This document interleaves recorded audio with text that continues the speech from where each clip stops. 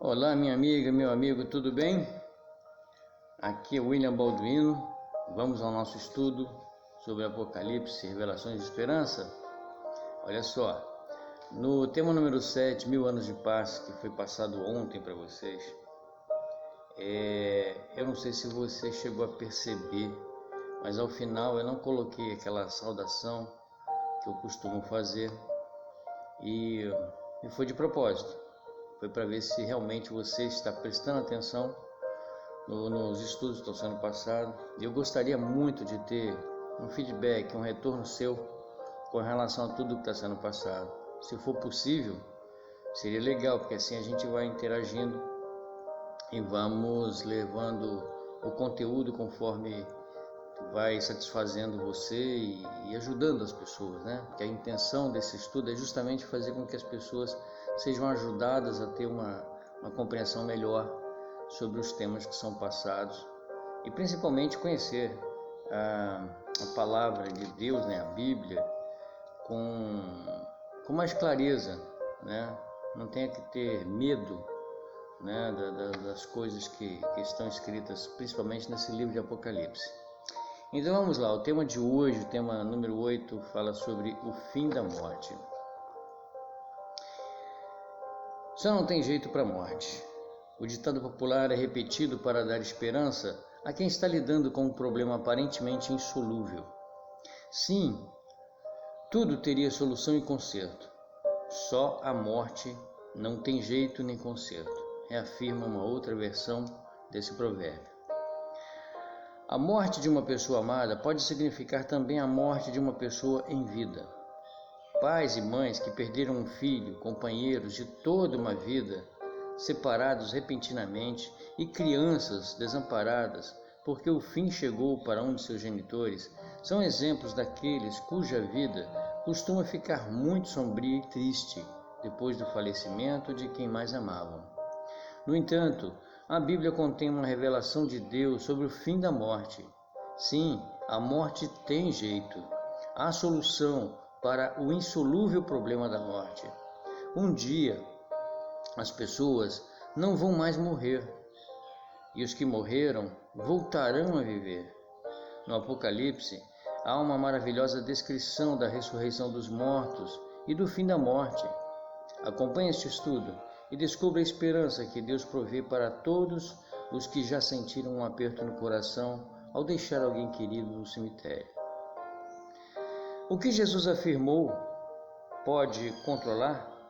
Apocalipse 1, verso 18. Ao contrário do que muitos pensam, a palavra inferno, nesse contexto, não tem relação alguma com a ideia de um lugar em que os maus supostamente passariam a eternidade, em meio ao fogo e enxofre. A palavra para inferno, nas línguas bíblicas, significa sepultura. Assim, o texto encontra sua plena expressão ao apresentar o fato de que Jesus tem as chaves da morte e da sepultura, capacitando-o a abrir e chamar à vida eterna os salvos por ocasião de sua vinda. Como é apresentada a criação do homem? Gênesis capítulo 2, verso 7. Então, formou o Senhor Deus ao homem do pó da terra. Ele soprou nas narinas o fôlego da vida, e o homem passou a ser alma vivente. O ser humano, de acordo com a Bíblia, não tem uma alma, mas é uma alma vivente. Além disso, o espírito ou fôlego de vida não se trata de uma entidade viva independentemente do corpo, mas corresponde ao dom da vida concedido por Deus às suas criaturas, porque o fôlego é o sinal vital da existência, ou seja, o fôlego de vida é o nosso oxigênio, né? É o que faz com que a gente possa estar vivo. Qual é a condição humana segundo a Bíblia? Ezequiel 18, verso 4. Deus criou a humanidade para ser mortal. A morte não era a vontade de Deus para o ser humano recém-criado. Ela é o resultado da desobediência, ou seja, do pecado da humanidade. Porque todos os seres humanos pecaram, todos se tornaram mortais. A alma, palavra usada na Bíblia para se referir a um ser vivo, a um ser humano ou animal, morre como consequência do pecado. Mas o inimigo quer fazer as pessoas acreditarem que têm a imortalidade independentemente de Deus. Olha, esse comentário você vai poder conferir todo ele em várias partes, né? Tudo que foi dito aqui você pode consultar em Gênesis capítulo 2, verso 17, anote aí. Romanos 5, verso 12. Gênesis 2, verso 7.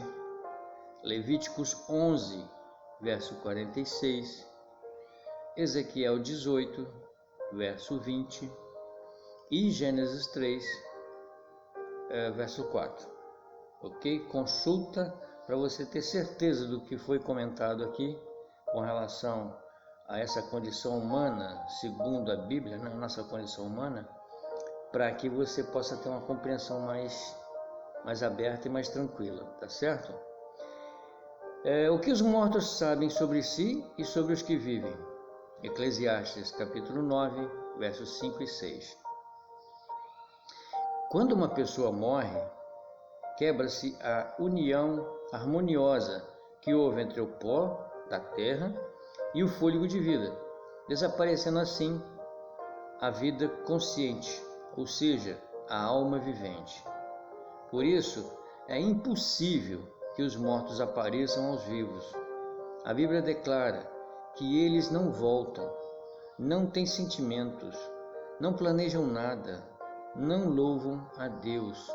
E é lógico que assim seja, pois para tudo isso é necessária a consciência. Por essa razão, a Bíblia afirma que os que dizem ter o poder para falar com os mortos estão participando de um engano satânico.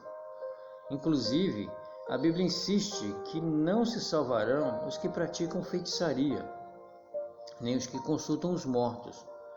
Quando o cristão tem dúvidas, deve consultar a Deus. Confira este comentário também nos livros de Salmos 146, verso 4, Jó, capítulo 7, versos 9 e 10, Eclesiastes 9, verso 6, Eclesiastes 9 também, verso 10, Salmos 115, verso 17, Isaías 38, verso 18 e 19, Apocalipse 22, verso 15, Deuteronômio 18, versos 10 até o 14, e Isaías 8, dos versos 19 e 20. Bom, vamos dar uma pausa aqui que o vídeo está ficando longo e nós vamos dar continuidade a esse tema no próximo áudio. E aqui quem está falando é o William Balduino. Eu desejo de coração que o Senhor te abençoe, te guarde, te dê a compreensão que você realmente está buscando. E o céu vai ser bom, né? Se você estiver lá. Um grande abraço e até o próximo áudio.